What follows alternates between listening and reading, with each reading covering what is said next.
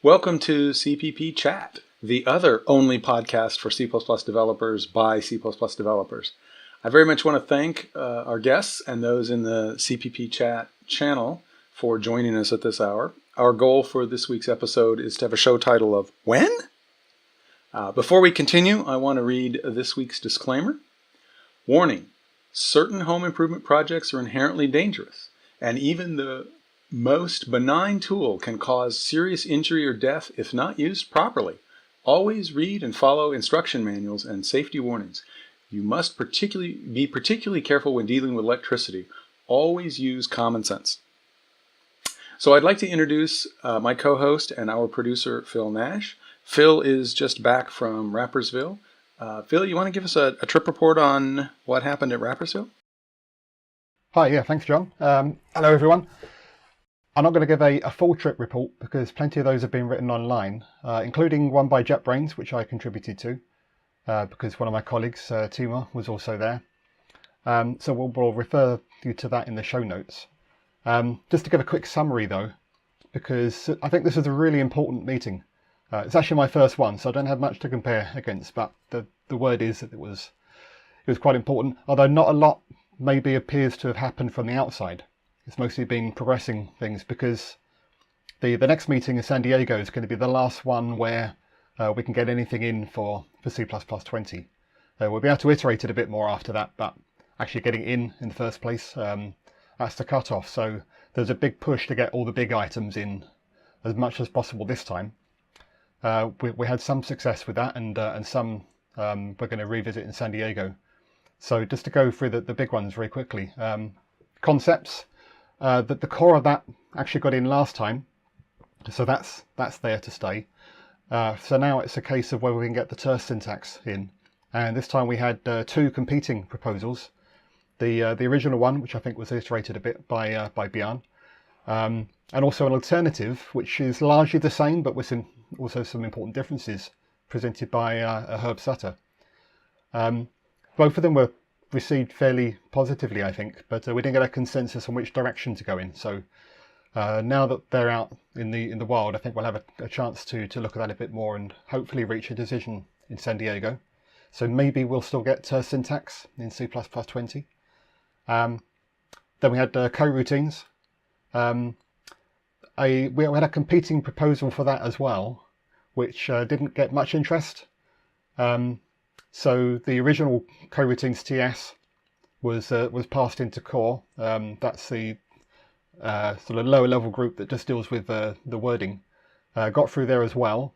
And then at the end of the week, the plenary session where the official votes are counted, it didn't quite pass at that stage. There wasn't consensus. So that's going to come back again in San Diego for a bit more work. So that's still a bit up in the air. Hopefully we'll get that one. And then modules. There were two competing proposals. The original TS that's still active, and then Google's alternative Atom proposal. And last time I believe there was a suggestion that the authors get together and try to merge the essential parts of those. And that's happened, and that was presented in Rapperswil. I thought that went quite well overall. The authors definitely seemed to be happy with it. There was generally positive feeling in the room, but we didn't quite get a consensus on that either. So I think there are still a few open questions, and some people feel it's a bit of a compromise. So I think that's going to come back also in San Diego, and hopefully we'll get somewhere. But that's obviously going to feed into our discussion a bit later as well. And the other big one was the graphics proposal came back, and this has been really divisive. A lot of controversy over this. And I think in Rapperswil, this finally, in its current form at least, died. We're not going to be progressing with it at this point. That's not to say it won't come back in the future. But again, this feeds into the whole issue of package managers, dependency managers. Some people feeling that large libraries like graphics are better out in the community, but easily accessible through package managers. So that's why a lot of people voted against it. There are other issues as well. So we'll come back to that as well. So that sort of sets us up for It's the final session on the Friday. We had, I'm not sure if that's absolutely the first meeting, but it's certainly direction setting of SG15, which is a new study group. I think it was started last time for tooling. And just to put my my JetBrains hat on for a moment, here it is. Note to self: I need to actually get a proper JetBrains hat. So since I work for JetBrains, obviously I'm interested in tooling, so I joined SG15 on that basis. And certainly those sort of tools do come into it. But right for now, the focus does seem to be on package managers, dependency management, because that's really what the community is asking for. There's a big call for this to be taken seriously by the standards committee. But there's definitely been some confusion over exactly what SG15's role is here, what it can and can't do. So I just want to actually read what Titus Winters, who's the chair of the group, said on a mailing list about it.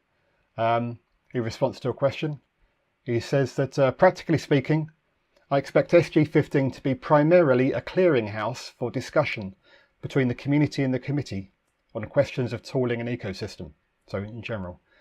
The output from SG15 may primarily be standing documents, position papers, etc., and very little of the normal WG21 output, i.e. specifications. So we're not expecting a sort of a broad specification for a package manager, but we'll definitely set direction and community consensus as much as possible. And also in a tweet recently, he said, it isn't necessarily within ISO's purview to dictate such things, talking about specification for a package manager. Certainly outside of WG21's normal domain. We'll work to make it happen, but it's more likely to be de facto standard than blessed by the standard itself. Now, a lot of this is sort of still evolving wording. Some of this is new territory for us. So it's not entirely clear what's going to happen yet, but we definitely have the interest of the study group. And that this idea of a clearinghouse, I think it's more that we have a lot of the community leaders in the group who can sort of work to make things happen and facilitate communication between existing authors, a little bit like what we're going to be doing today, in fact. So probably a good point to introduce our guests. We have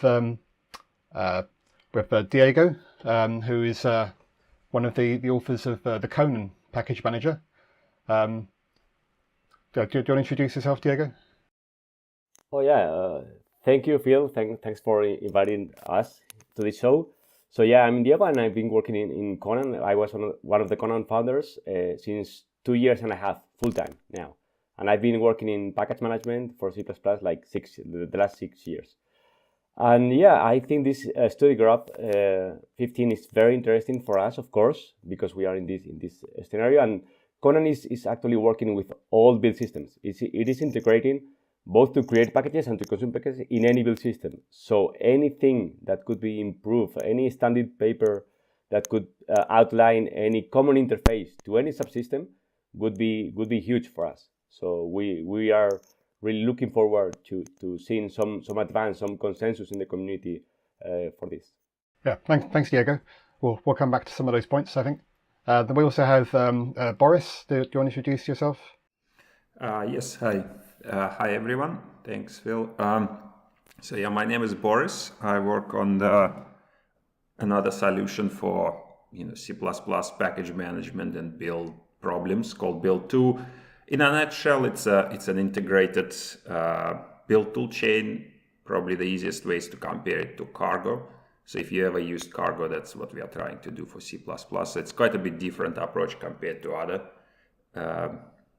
attempts in this space.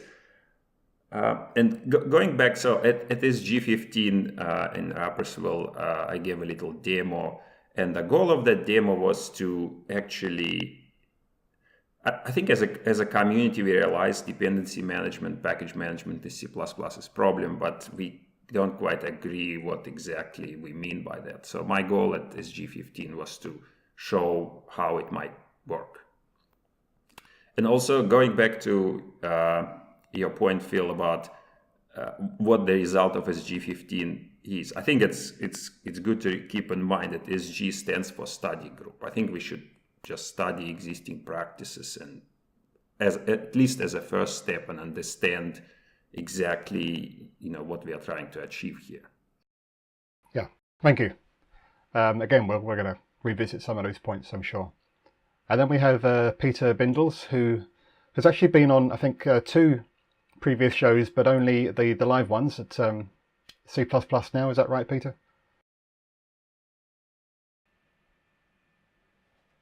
Yeah, I think we've lost your audio, Peter. Okay, so Peter's going to try something and come back to us. So shall we... So there's a comment I want to make about kind of the direction, because I think one of the concerns I have about the Standards Committee is that the Standards Committee is a hammer. In other words, it knows how to do something. We have a feature that we want to put in a library or in a language, and we have a process for doing that. There's some growing pains with that process, but the process is proven to work. And so now we have a problem, and that problem is, well, we've identified, it's a problem we've had for a while, in bills, packages, something like that. And so we want to hit it with the same hammer because that's the hammer we have. That's the only one that we have that works. And I think that an early acknowledgement that this hammer isn't really the right tool for solving this problem is a good thing. And recognizing that probably what we're going to produce is not a language specification, which is what we know how to do. I think recognizing that up front is a really good thing. And this seems really positive to me, because this is one of the things that I've kind of worried about. And in fact, I think that's part of why the 2D graphics proposal was kind of misguided, because I think it was an attempt to solve a different problem. And that problem was how to make it easier to teach C++ in colleges. And we don't have any tools to do that. And so what we do have is a tool to add something to the standard. So let's add something to the standard that makes it easier to teach C++. And that was just crazy. But I'm loving that the upfront acknowledgement of this is that our output may in fact be a standing document or a set of guidelines or something like that. Because one of the things that the committee does have, which can be a problem, maybe it's not a problem for a couple of small companies, but if you've got big companies talking to each other, there are legal problems with that. And the ISO committee sidesteps those problems. If Microsoft and Apple and Google were to get in a room together and talk about how people should use build tools, there's all sorts of legal issues with that, right? But if they do it under an ISO study group, well, that's something that we can do. And I think recognizing that having a forum for a lot of different people just to get together and talk and raise issues and say, you have a solution that you think works well for you, but what about these use cases, or what about this? I think that's really healthy. And I'm really excited about this, because I've told people a number of times that I think the biggest technical problem facing the C++ community right now is the package management problem. It's just a huge point of friction for what we do. And I'm not in a position to even really give any useful ideas. I mean, when we talk about language features or library, I'm endlessly willing to spout off on what we should do, right? But in this area, I'm completely at a loss. And so I'm anxious to hear from you guys. So I'll shut up now and let you guys talk a little bit about how we should go about solving these problems.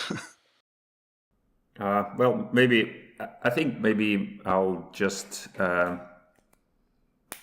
reiterate or maybe state why it's so hard in C++ as a starting point, like compared to Rust. Rust, in a sense, if you think about it, Rust designed a build tool chain as a side project, right? They were building a language, and then they decide, hey, let's also make a build system for it. And it's by now, even the Go guys acknowledge it's a golden standard, basically. I think the reason why we cannot, and the question is, a C++ community is much larger. Why can't we do the same? Those guys did it as a side project. Can't we do it, properly? And I think the reason is that there is so much variance in C++. We basically, as a C++ community, we are trying to sit on 20 different chairs. We have 20 different build systems. We now have probably at least 5-10 package managers. So I think that is probably one of the main reasons why it's so difficult. I think it's not because of the variance that we have many different build systems. It's because of the inertia. I mean, C++ is an enterprise language, and Rust right now is a startup. It's a trendy hipster language used for small things. I know companies right now, they are migrating to CMake after 10 years of pain. So they have been dealing with their own build system or a legacy build system, and they're moving to CMake right now. So the timings that C++ ecosystem uses are huge. And that's the reason. It's not because there are many of them. It's because changing to a new one will take a decade. I think Peter is back with us. Yeah, Peter, can you hear us? Welcome back, Peter. I can hear you fine just now. Can you hear me as well? Excellent. Yes. Excellent. Okay, that's excellent. Should I do my introduction now? Yes, please. Okay. So I'm working on Accio and Evoke. I started with build systems and tooling based on the idea that I want to be able to build my own software in some kind of easy way. And the systems that I've seen so far are basically just not sufficient as far as I can tell. There's CMake, which everybody just loves to hate.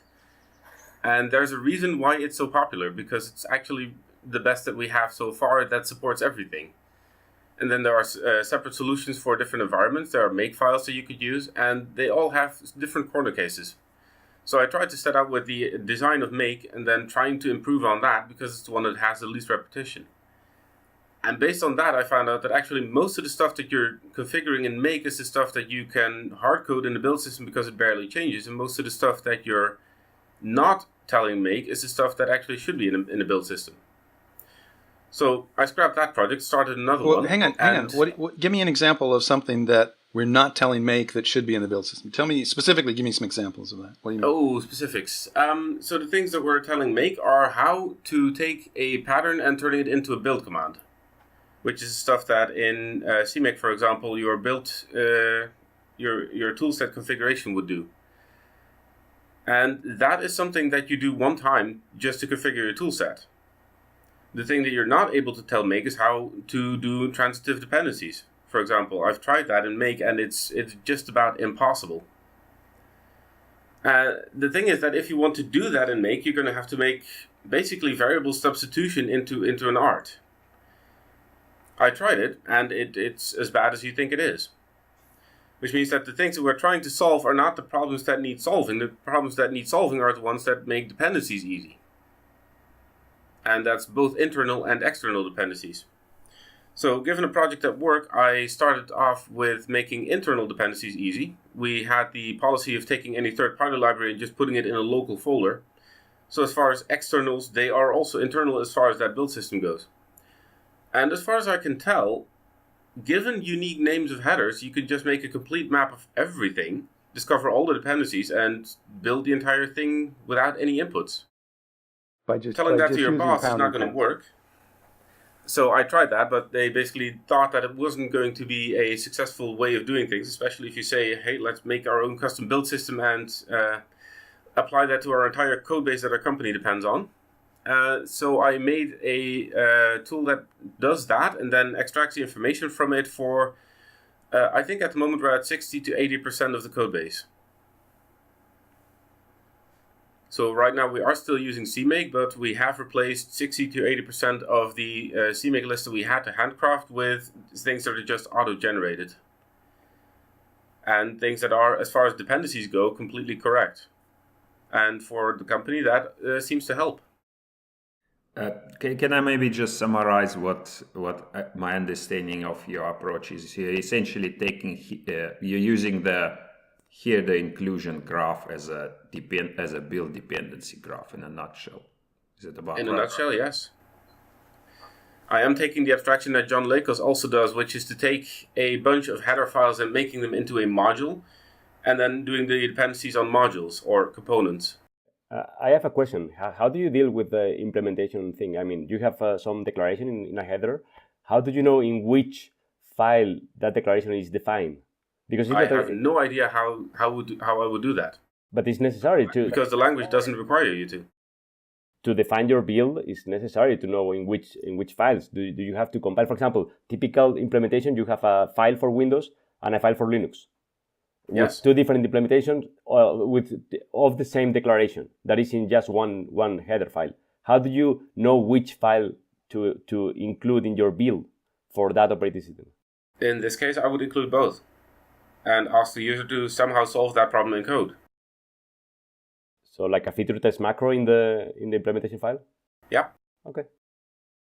So that's the thing. It's essentially making it into a prescriptive build system. As in, it is going to be doing these things and is going to be looking at your code like this. But that means that you can solve all the problems that you have in code instead of in build system formats. And as far as I know, most developers are good at code and not good at build systems. So it seems like a fair Guilty. trade-off.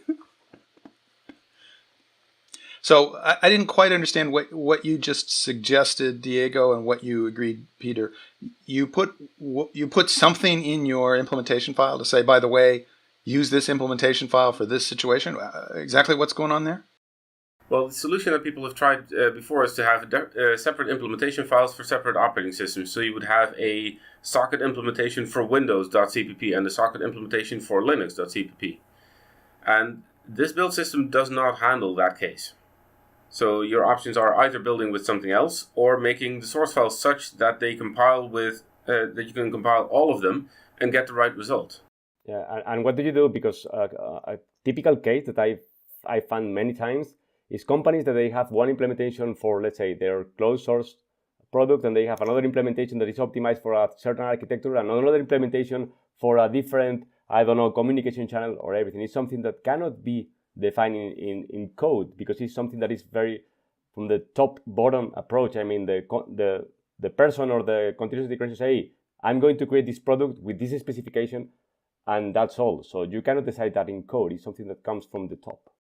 Right, but you can, when you invoke it, you can say, build this and then do a definition to say this is the debug build, or this is the closed source build, or this is the Linux build, and then your code, in other words, I think what Peter was saying is all code is always compilable, even though the way it's compilable to say, okay.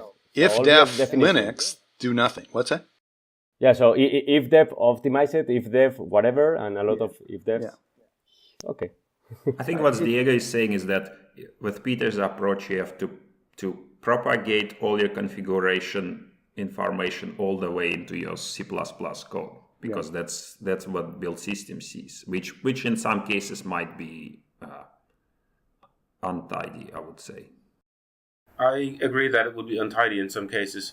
I would hope that most engineers have the sense to put all the abstractions in the bottom end layers of your source code, which means that most of the code in this way would be protected from whatever details you have. And you need that complexity somewhere, so it's going to be in the build system, which you are not familiar with, or it's going to be in the code. Yeah, but I think it's a matter of company structure. So I think it's doable in some companies, depends on the teams that are involved. But there are many companies that teams are very separated, and then they have just an integration teams that is taking the parts of everyone else. And for them, that would be a nightmare because they would have to synchronize with all the teams to, hey, you need to specify this defining your. I say, wait, I'm just delivering my optimized implementation. Don't get me messed with a lot of defines that I have to care about. These are not related to my work. But that's the same discussion you already have as soon as you have an integrated system. You have a giant tree that has all the current versions of everything, and they need to work for every target platform that you have, which means that if you're submitting to that a part of code that doesn't work on half the platforms, you're submitting broken work. No, but I understand what Diego's saying because I've worked in an environment that was kind of like that. We had lots and lots of code that was out there, and it was in a shared repository with dispersed ownership. And we could include those packages, and we could, in fact, specify how they were going to be built, but we couldn't modify the source because we didn't own that source. So we could build it with whatever flag we wanted to build it with, but we couldn't modify the source without. I mean, it was painful. Some of the packages were kind of old and basically had no owner, and so that was a problem. Which I'm not saying that Peter's approach is fundamentally broken. I'm just saying that I think any approach we come up with is going to have some challenges, and it's just best to identify what those are. I do like the basic idea that Peter's introducing of saying, let's put the work in code because engineers understand code, and we could, in fact, create a set of guidelines. I mean, I don't mean we. I mean, that could be something that SG15 would do, is to say, this is the set of canonical macros that people should expect of this format or something like that. Documenting that kind of stuff and explaining how it would work would be useful work. It's not going to fix every problem, but if all we did was fix a lot of our problems, we'd fix a lot of our problems. That is part of what I've proposed to talk to CPPCon about this, and part of the talk is about having a prescriptive versus a descriptive build system. And the big issue is that if you have a descriptive build system, people will use it to handle any and every corner case you have, which means you basically need to have a Turing-complete programming language as a build system. See also CMake. And that means that it can handle everything and anything without changing your code or telling you to do something differently. And for some people, that might be the right solution. The idea is here that if you take the opposite approach and you take this works for 95% of people, and that simplifies things so much that those 95% of people can save so much time, maybe that's a better approach. Or at least a good alternative. But one of the things that you said earlier, Peter, was that the reason CMake caught on is because you could do everything with it. And what you're basically proposing is, here's this thing that I hope catches on, and it satisfies 95% of the cases. And what you're going to see is that people are worried. I mean, I'm an engineer, right? I always worry about, what about that one time in 20 when I have to do something else? And now what do I do? Right? Well, yeah, that is one of the questions that's big on my mind as well. Given that I'm making a system that I know is not going to do 100% by design, how am I going to convince anybody to risk that 5% not being them? As far as I have planned right now, the solution would be to have a export to basically the common build systems. It already has an export to CMake from the code base that I had before, and I intend to fully leave that in place. As in, it does what it does, and if at some point you discover that it's not good enough, it doesn't handle a corner case, or you need to get a build result out this week for some really weird build setup that requires hacking, then take the CMake export, and you're basically guaranteed to get the same result from that, and then you can do whatever you can in CMake. So your build system is essentially a meta build system, right? At some point it had been called CCMake, yes. Yeah, if I may add, in build 2, what we have, I would call a hybrid build system. So the idea is that it's mostly declarative, but as you said, in 5% of cases, you actually need to get down and write some code. So, and I think that's probably the most realistic approach to take, because I don't think you can expect a general purpose or standard build system that simply says, well, we cannot handle 5%. Well, tell us a little bit about your system, Boris. I feel like I understand a little bit about what Peter's doing, but what is the approach of Build 2? What are you trying to do?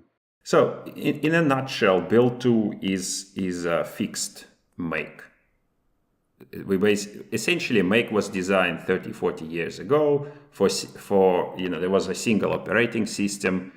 It was made for building simple utilities, and if you try to use it currently for these purposes, it still works perfectly fine. For example, I generate all my slides from a text document with make, and there's no problem with it. But it's not able to handle today's complexity. So what essentially Build 2, the build system? Well, Build 2, the project is an integrated build tool chain. It consists of the build system at the bottom. There is the package manager for package consumption, and there's a project dependency manager which handles the entire development lifecycle, creation, management of dependencies, testing, and delivery. So build system is essentially a make for the current that is able to handle current complexity. So we still have a notion of targets, prerequisites. So unlike say CMake, it's not what the CMake model I would call a black box. It's basically, okay, you want to build an executable, say it's an executable, and list the lists of sources. In Build 2, it's an executable is a target, and you list the list of prerequisites, which might be sources and so on. If you need to build another executable in the same project, you can. And if you need to build an executable and a library in the same project, you can. If you want to build a Rust or some other thing or compile a text document, you can do that as well. So in that sense, it has what I would call a concept of build, similar to make. So dependencies and outputs. Dependencies and outputs. but you've rules added how on things are built. a package management kind of thing. So I can basically say, oh, I'm dependent on some Boost library, or I'm dependent on something from Poco or something like that. Right. So on top of the build system sits the package manager. So you can say, yeah, I import this library, and in the manifest you say, I want this at least this version, and so on, and maybe list where it comes from, and works automatically. So build 2 is an it's not in Rust, for example. If you look at Rust, there's no separation between build system, package manager, and so on. It's just a single tool. In build 2, we used a little bit of a different approach. It's an integrated tool chain, but they can still be used separately. And there is actually a good reason for that. For example, system package management and packaging for distributions. If you look, at the feedback of people who do that, they're not very happy with package managers like Rust, where it's basically everything comes from this closed ecosystem of packages. So we decided not to repeat the same mistake or create the same kind of problems. Okay. All right. Thanks for that. Okay. So Diego, tell us a little bit about what Conan is. What's the method? How are you trying to solve this problem? Well, our approach is very, very different. Actually, we try to integrate with, as I said before, with all the existing systems. So our approach would be, you install something, you declare your requirements. I want to depend on Boost, I want to depend on Poco, whatever, and you do the Conan install. And what Conan generates for you is a file. It's a file for your build system. So if you are using CMake, it will generate a CMake file for you with all the input directories, all the library directories, the library names, and so on. But if you are in Visual Studio native, it will generate a properties file for you, a Visual Studio properties file for you, and so on. That's for many other build systems. And if you want to create packages, you call your build system. So we are totally orthogonal to the build system, because our approach is that we want it used right now. And using a new build system for companies is a huge investment in time. So the way to deliver this functionality to the enterprise is, you can use it right now with your build system, any build system you want to use. Because regarding, for example, with the Peter idea, I love it. It's an idea that I love it, and I think both make sense. The actual CMake status makes sense because it allowed to make anything. What Peter is suggesting makes sense because it would be much easier. The problem is the gap. It's the gap between the current status and where we want to go. And our approach is trying to fill that gap. Let's decouple things. Let's decouple the package management or dependency management to the build system, and let's do an interface that can couple both in both directions, creating packages for any build systems and consuming packages from any build system. So this is more or less the Conan approach. And that sounds like that's kind of what Boris has also decided to do, is to divide those two. He's doing both sides, but he's also created a division, right? So the package management is different than right? Yeah, exactly. But the idea of Conan is that you can create, for example, packages with Boost, built with B2, and packages Poco with CMake. They can be consumed in build 2 without touching their build systems at all. So, and the opposite, and packages created with build 2, they could be consumed from CMake directly, natively. So that's basically the idea. We want to decouple, so then every project is able to change build system easily. So we are trying to bootstrap the framework that will allow to migrate to new build systems easily and fast in the future. Okay. It sounds like there's actually some amount of agreement, at least between you three. What happened at the meeting this in Rapperswil? Anything other than just introducing you to each other? Did any work get done? Did any progress happen? Was there any sticking point? What happened? Well, you're talking about the SG15 meeting, correct? Yeah. Well, I think we had a pretty nice 2.5-3 hour discussion, and it was mostly about package management, and there were a couple of I remember there was a bit of a discussion whether the packages should be distributed in source or binary, and I think the agreement was pretty much that probably distribution in binary, at least as a general form of distribution, is not going to scale, simply because in C++ there's so many build configurations that you normally use. It's debug release, 32-bit, 64-bit, different targets, different sanitizers, different static analysis tools, and so on. So I think that was more or less an agreement. There were, however, cases brought up where a library is only provided in a binary form, by a vendor and so on. But it felt to me that that would be an exception rather than the rule. It seems like modern C++ is moving in the direction of templates, and that doesn't sound like it makes a lot of sense to try to deliver that in a binary. Right. Well, I have to disagree personally because, in Conan we host a public repository that is actually it's very small, less than 100 libraries. So the last month we got like 200,000 package downloads. It's more than 1 terabyte of downloads, and it's something that we don't recommend. All of our customers, all of our users are using on-premises solution. So just the public open source repository that is used for prototyping and for testing, for evaluating Conan, it got 200,000 downloads. So it's not the distribution of binaries should be a thing. I don't recommend it at all for the public, let's say, wider community. It's something that has to be provided for the companies to work. They want to reuse binaries. I don't mean the binaries shouldn't be compatible for the whole world, but there should be a mechanism to reuse binaries. Even if your binaries, hey, I built my binary, I want to use my binary. I don't want to rebuild it from source. So the package management or the dependency management should handle that. It's not that a binary should be useful for the wider C++ community, but there should be a mechanism to do that. I disagree with you that it should be the package manager. Other than that, I completely agree. There should be a way to reuse those binary packages. But the basic idea that I have in my mind is that if you have a package, you have a source tree, and you can build it into a binary form. And then you take the binary form of a package and link it into an executable. Which means that basically you're just stepping in halfway across the process. You have the header files, you have the binary, and at some point, post downloading your source dependencies, you will basically have a binary cache for the things you've already built. And you can do that with Ccache. And you can also do that with some other thing that also allows things to just come from a server and never be put there. And that would be the same thing as having a binary-only dependency.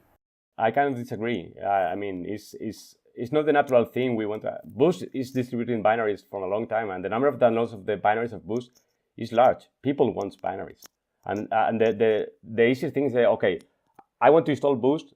Please bring the binaries that I want. I don't want to use just another mechanism. Package management is already difficult. Caching a binary in the package manager is very easy. It's just storing another file. Having to use another system like a cache that might not work in Windows, for example. Ccache, for example, works very well in Linux and everything. What's the mechanism to reuse binaries in Windows? Probably there is some proprietary tool out there, but there is no standard solution to reuse binaries in Windows. I recognize your point about downloading the binaries for Boost, but at the same time I'm wondering, why is it that people on Windows download a binary and use an executable to install the entire Boost system? On Mac, I think the same basic principle applies for most people, and some people use Brew or Mac ports to install the source version. And on Linux, the basic idea is just to apt install the entire source distribution and build from there. But that's wrong. Brew is actually using binaries. Brew is caching binaries in bin tray. That is the same platform that Conan is using. Oh, I didn't know that. Yeah, so Brew, Homebrew, the binaries of Homebrew are called bottles, and bottles are stored in bin tray. That is the platform that Conan is using for the public repository too. Aha. I think at G15, the one suggestion about this binary, I think there are two different problems. First problem is when you actually can only get your library as a binary, and I think that will have to be handled, out of band using a system package manager or so on. And the other problem is of building something like Boost, which might take, an hour, half an hour. And I think that a common suggestion there was that you should just use distributed compilation and caching. So that was, and I think that is the right answer. So My question would be, if you have a distributed compilation setup, which I think we'll be getting more and more as we go on, either with Ccache locally or with distcc remotely, the basic idea is that you have a way to transform a source set plus a header file into a binary with a header set. If you have that already, you can use the same stream output mechanism to also inject binary packages in much the same way. So it seems like two problems where the solution for getting the binary result and the headers for that back to use dovetails exactly with the use of binary packages. Well, I think the one benefit of a caching or distributed compilation solution, and that's the big problem, in my opinion at least, with binary packages, is that you actually make sure that you are getting exactly the same build configuration as on your machine.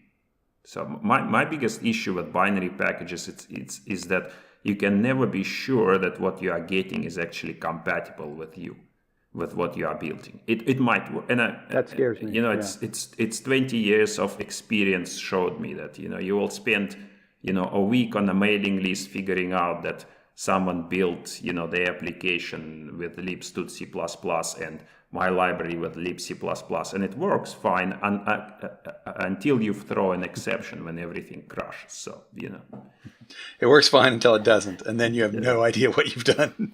Exactly. I totally agree with that. I would never use a binary compiled by anyone else in the world. I mean, but for your own binaries, it's a different thing. In any case, I think we are discussing a thing that should be mostly irrelevant right now. I don't care where my dependencies come from. I don't care if they are a binary, if they are built from source. The difficult problem here, I think, is agreeing on the interface. Hey, my build systems want to use these dependencies. I don't care if they are system package managers and they are in USR include or they were brought by Conan or by any other tool.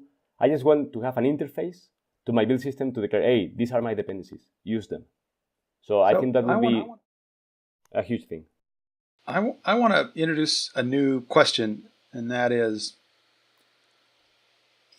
looking out at, there's lots of people writing C++ libraries, which is wonderful.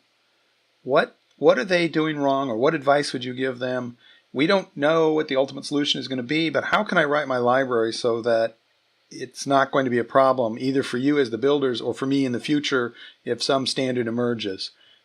What guidelines can you give me? Or maybe there's nothing. Maybe there's so many different libraries out there that whatever build system emerges has to be able to handle anything anyway, so it doesn't matter what I do. But maybe there's something you could give me advice if I'm about to write a library or if I'm about to publish a library.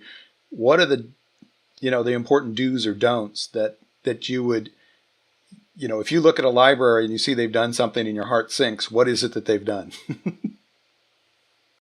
Well, my number one rule would be include all your headers with your library prefix. So that would be number one for me. You mean the file name itself has... it should be libfoo/my header, not just my header. I see. Okay. Do we have agreement on that? It looks like I'm seeing nodding heads. That seems like a good plan, huh? Essentially, I agree with that, even though catch is usually included just as catch.hpp, although we are changing that. Okay. Yeah, I was talking to Martin about that. You should change that. Well, we are changing that. Okay. You can do it either way, but... So essentially what you're doing is you're putting the namespace into the file system. Yeah, you're avoiding clashes with other libraries, once they are in the common. And it would be great if the modules specification could say something like that. I don't know if it's not compulsory right now, but if std.core could mean, hey, std is always compulsory to define the root of the library or the package that you are managing, that would be amazing. And everyone is using... It's not good enough to put it in a folder. In other words, if I have a folder that's my library, can I put my header in my library / my header? Is that not good enough? The library name really needs to be in the header file name. The strict thing that you want is the thing that the dependency checker also gives you, which is that all the header files that you're including, all the include paths that you're using, should only be able to resolve to a single header file, no matter what inclusion path you're using. As in, if I'm reordering inclusion paths, that should have no effect on which headers I'm getting. And that is the strict mathematical requirement on what you need. But the more loosely, what can I actually do about it requirement is that something should have a header name that is uniquely identifying with whatever thing you're making. And in such a way that nobody, unless they pick the exact same name, will have a conflict with it. So in other words, theoretically, I'm okay as long as I'm always included with, someone says include library / my file name. But because somebody could just say include file name, and the build system could have an include path, if my file name is just open.hpp, it could clash with some other library that's open.hpp. So that's just not acceptable. Even though in theory it would work, as long as there's a discipline by the implementations to always include mylib / open.hpp. But we know that we can't enforce that discipline on callers, so that's a non-starter. So the library name has to be in the header file name. Something I wouldn't have thought of. That's a question, actually. What's that? Can you not enforce it? Well, how could you prevent me from including... I'm using your library, and your library's structure is library name / open.hpp. In my code, I say #include open HPP, and then I tell the build system, by the way, here's my include path, which includes my library. I don't think the last step is exactly where you're going wrong. You have a build system that you can tell that this is some corner case that I'm just avoiding doing right, and I'm just going to go around it. Yeah, but what I'm saying is, from the library's point of view, the library can't enforce it. You're saying the build system could enforce it, and I'm saying fine. But my question was, what can the library author do? And I think I got an answer. I like that answer. The library author can't do it. You can make it as best as you can. And you can make it so that people will likely do the right thing, but you can't force them to. Well, you can if you change your header name, and you can put the library name in your header name. Of course, if somebody comes along and reuses your library name, well, they don't. Or somebody comes along and renames your header file to cache.hpp, then you have a conflict right away. The thing is, you should say that all of Catch's internal headers have the catch _ prefix, which I think is what John was suggesting. The other piece of good news here, by the way, is that hash includes don't have ADL currently. Yeah, ADL doesn't apply at that point. There's been a question raised. But you can write a paper, Phil. Okay, Diego was touching on it a moment ago, and it's also been talked about in the chat about the relationship with modules. And I think the point that Diego was making was whether the module path with the dots, whether the prefix path of that could represent a component. And I think the current status is not that the whole path with all the dots is just a single identifier. Is that the current thinking? Right. I know there's been some confusion over that, and some people wish it were different. I don't know if there's any chance of that changing though. I think for modules, and I think we have a good opportunity here. I think we should just establish a convention that the leading part of the module name, all those dot components, actually identifies probably a package would be a good term for it. So for example, boost.datetime.io, right? So boost.datetime will be the library identifier or package identifier, where the IO would be the actual module name inside that package. So that sounds fairly reasonable and easy to agree on, at least at this early stage. The other day we were arguing in Slack about using the Java thing like org, package name, and then the header or the equivalent. And I wouldn't oppose to that. I mean, if it would be boost.boost.date, that would be, I think I would be good with that. Yeah, the thing is that it's a good idea. It works, but it has a big corner case that many C++ developers are not mentally aligned with Java developers, and they will react allergically to something proposed that looks like Java. So as much as the proposal might have merit, people will probably not accept it. And I think we'll end up with most libraries having com.github prefix, right? Yeah. So another. But is that wrong? Yeah, but it's still something to disagree with. It's kind of meaningless, right? Yeah, but if you have a string component, then string dot something will still collide.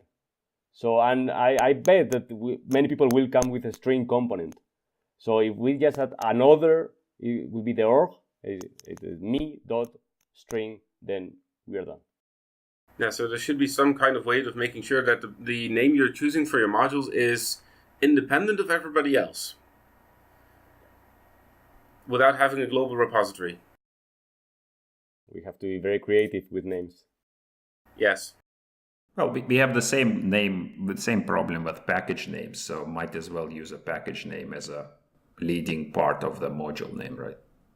You have to solve that problem there, so might as well piggyback on that solution. I think this is touching on the problem that was identified by, I think Izzy brought this up at CPPCon, which basically said you're going to have to put, with modules, you're going to have to put a C++ compiler into your build system in order to identify what needs to be built. I think that's what she was saying, is there's no way, because the C++ language never considers what a file name is, except in #include. And it doesn't include, there's no mapping between what a file name is and what's in it. And if you're going to make modules work, there needs to be that kind of mapping at some level. And if you have to build that mapping by looking in the file and saying, well, what modules are included in this header, then you've got to have a compiler to do that. And so you got to put a compiler in your build system. That is actually part of what was proposed at Rapperswil by, I think, Gabriel dos Reis. Correct me if I'm wrong, Phil. Who proposed that at the top of every module file, you would start with a module declaration and the imports and exports. And at that point, the preamble ends and the regular source starts. And the regular source can only contain regular includes and nothing else. Which means that if you want to have such a compiler part of your build system, it would only need to do this preamble and not the entire file. Right. Yeah, I think that was part of the Atom proposal that made it into the merged proposal, if I remember rightly. Yes. Right. And the big discussion around that was that most people had no idea how the preamble would be relevant for the compiler itself, because for it doesn't matter. But for this situation, it's a really, really big deal.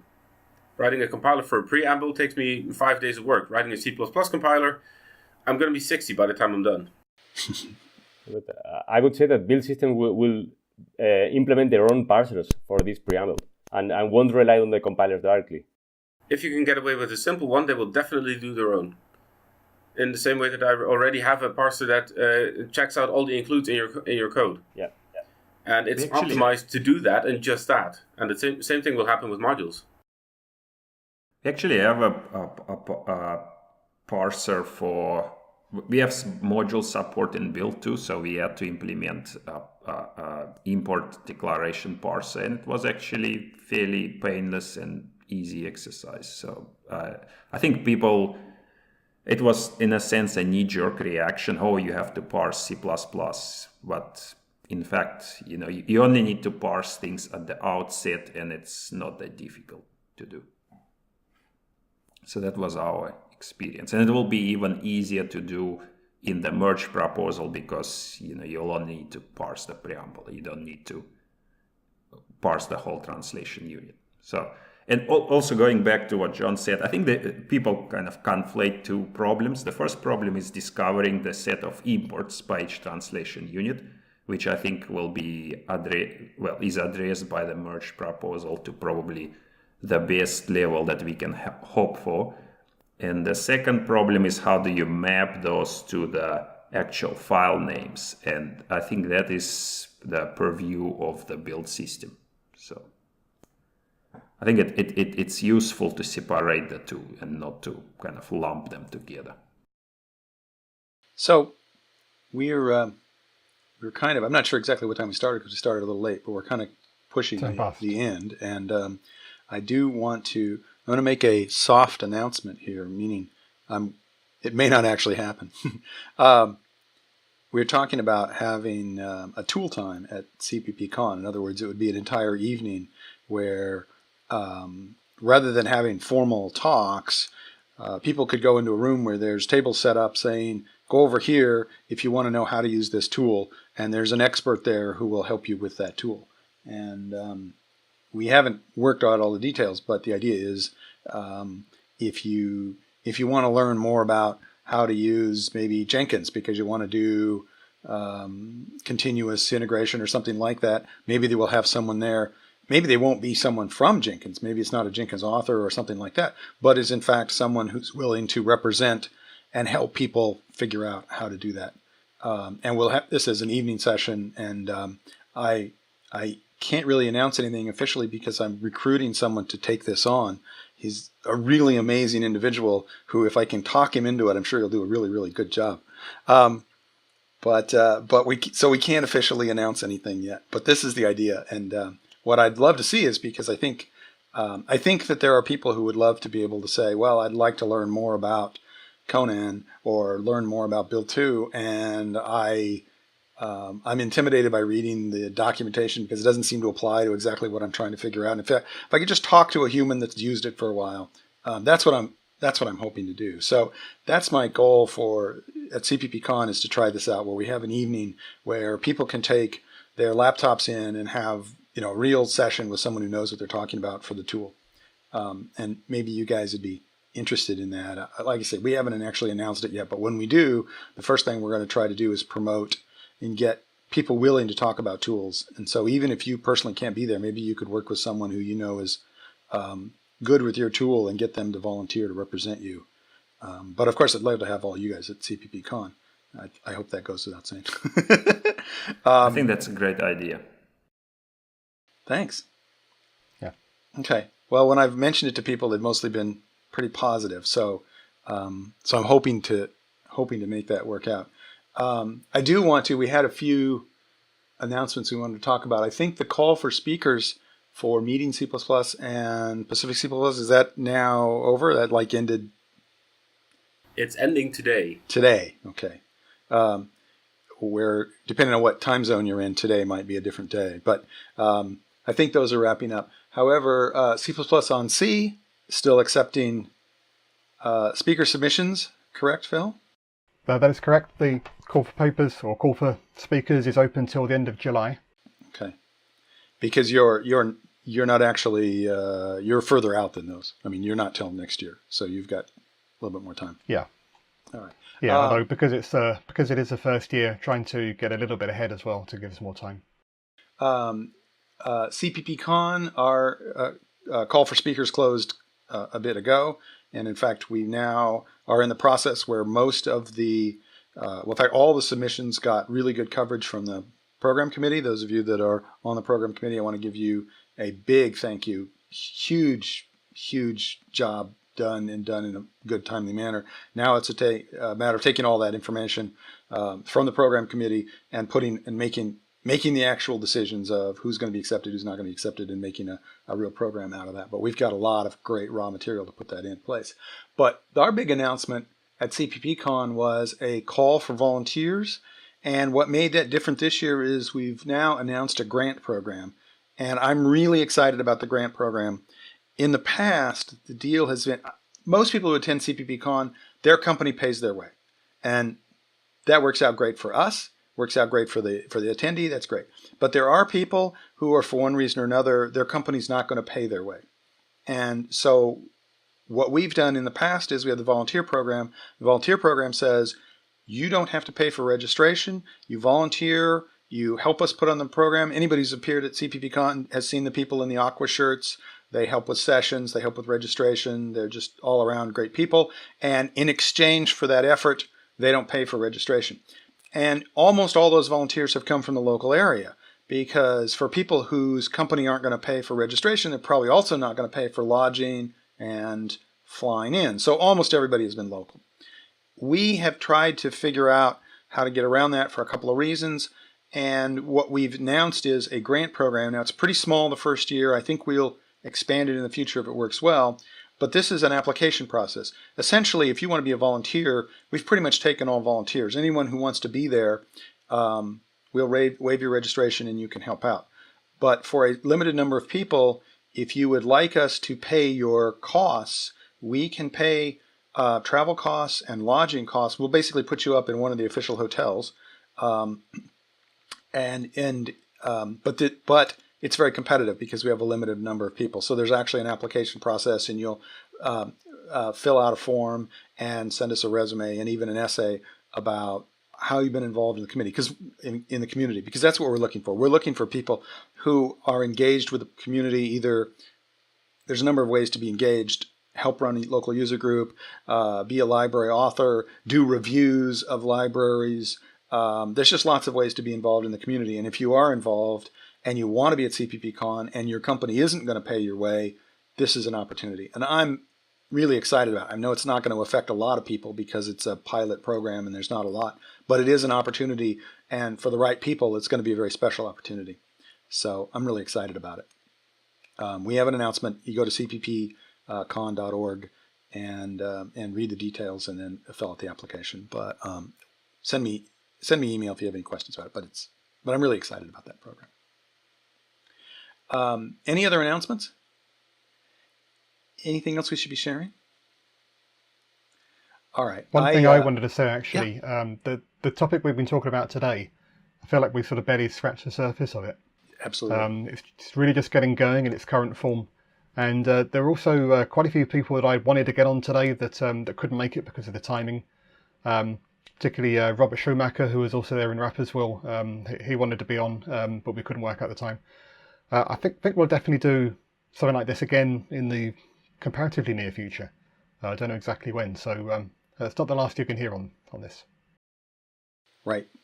So I don't think we have a specific episode to announce at this point for next week, but we will try to. We took the week off because both of us were in Switzerland for different reasons, but we were both in Switzerland, and there wasn't a way to get the show together. But our goal is to try to be weekly, try to be for you in a regular way. We will switch the times around, try to make it a little bit more convenient for people in Europe sometimes, and maybe a little more convenient for people in North America. That's what we want to do. I really, really wanted to rant on contracts. There's an issue there, but I don't think we have time. So that's my tease for the next episode, is you're going to hear John rant on contracts. In general, love the idea, love even the way it's been specified. I just have one nit to pick, and you're going to hear me go off and scream about that. So that's till next time. I think we've covered things, and I really want to thank those of you who have been willing to join us at this hour. It's been great. I really love this, and I completely agree with Phil. I think we've just scratched the surface, and we've got a lot of work ahead of us and a lot to talk about.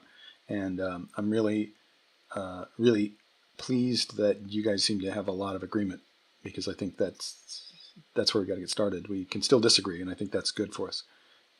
But until then, I'm going to ask us all to wish all of our listeners and viewers safe coding until next time. So until next time, safe coding, everybody. Safe coding. Safe coding. Thank you. Thanks very much.